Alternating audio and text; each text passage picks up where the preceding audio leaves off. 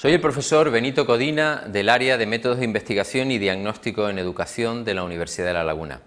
Voy a hablarles acerca de la cultura y la identidad, de la identidad cultural, básicamente como elemento, como motor del desarrollo de la competencia intercultural. Hay que decir que estos conceptos no son disonantes, sino muy al contrario, son conceptos asociados.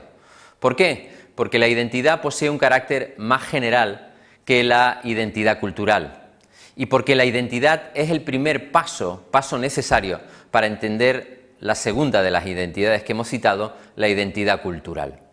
Evidentemente, desde el punto de vista de las tradiciones, identidad siempre lo hemos asociado con nuestra convivencia, con el ejercicio de nuestra ciudadanía, con el hecho de pertenecer a un conjunto de personas que configuran una sociedad. Sin embargo, la identidad no tiene un componente colectivo, tiene un componente individual, de persona.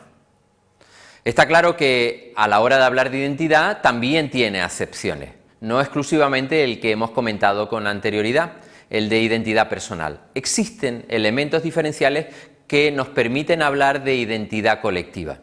Esa acepción de la identidad colectiva parte del hecho de que cuando hablamos de identidad estamos tratando de un conjunto de atributos que caracterizan a una persona y la distinguen de los demás, o sea, hablamos de su capacidad de ser consciente de sí mismo, de su integridad personal, como elemento de reconocimiento y como elemento de fomento de su autoestima, de su autoimagen.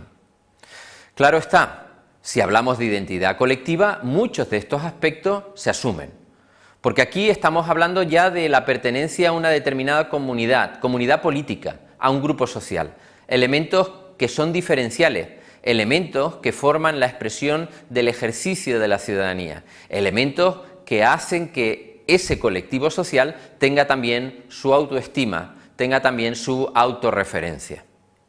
Está claro que las personas que forman cada grupo, en este caso una sociedad, tienen esos procesos de autodefinición, procesos de autorreconocimiento y a su vez el sentimiento de pertenencia. Si no existe alguno de ellos, resulta difícil la presencia de una identidad cultural. De ahí el nexo ineludible entre cultura e identidad, porque todos los grupos étnicos, todas las culturas están formados por personas que tienen identidad, personas que por lo tanto se sienten pertenecientes a dicho grupo, se reconocen como miembros de dicho grupo y desde luego son capaces de definirse como componentes de ese grupo.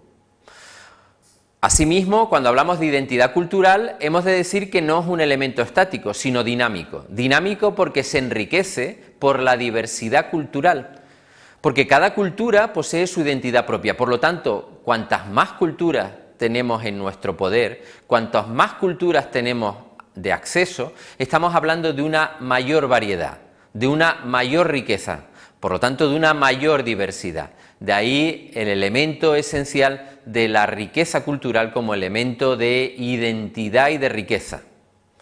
Esa identidad cultural favorece muchas cosas. Quizás citando las tres más importantes podrían ser la capacidad de comprensión y de concepción como tales de los grupos culturales diferenciales, por lo tanto del autorreconocimiento, la capacidad que tienen esos grupos para entender a su entorno, o sea, de identificarlo, de comprenderlo, y por último, la capacidad de comprender a otras culturas porque son distintas de la tuya propia, por lo tanto, las reconoces por su elemento diferencial, pero al mismo tiempo tienes claro quién eres tú para poderte comparar. Si no existiera ese elemento identitario, por lo tanto, de reconocimiento de tu propia cultura, sería difícil que pudieras reconocer la diversidad que proviene de otras que son distintas a la tuya. O sea, la identidad cultural no es siempre la misma, es distinta, pero además de esa distinción entre culturas, es un proceso de construcción dinámico, porque cada cultura cambia, se enriquece. Por lo tanto, tiene un factor de crecimiento asociado a la propia construcción sociocultural. Ese dinamismo, ese cambio de la identidad cultural depende de varias cosas. Depende del propio contacto entre culturas. Diríamos que crecemos a través del conocimiento mutuo, del mutuo aprendizaje. Pero también crecemos a partir del respeto de la diversidad cultural. Si no creemos, si no valoramos, si no identificamos otras culturas, no seremos capaces de asumir partes de ellas que pueden servir para enriquecer la nuestra. Y por último, por el intercambio.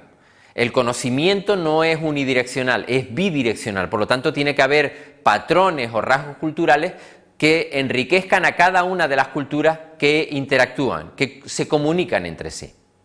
La identidad cultural, por lo tanto, parte de la riqueza de los contextos multiculturales. Una cultura única no crecería, le sería muy difícil, por lo tanto, tendería a languidecer, inclusive a desaparecer. La identidad cultural se legitima, crece, se modifica en relación con la coexistencia, con la comunicación, con la interacción con otras culturas. De ahí su capacidad para crecer, para desarrollarse, para enriquecerse.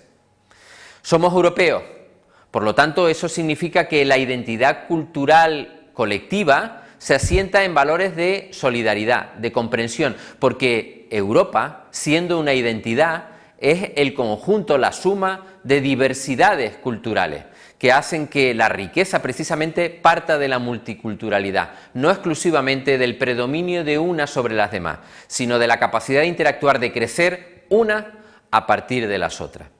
Esos son los elementos diferenciales que hacen que la identidad cultural tenga un elemento propio, identificador, pero que al mismo tiempo tenga un elemento colectivo que hace que podamos crecer también a nivel individual.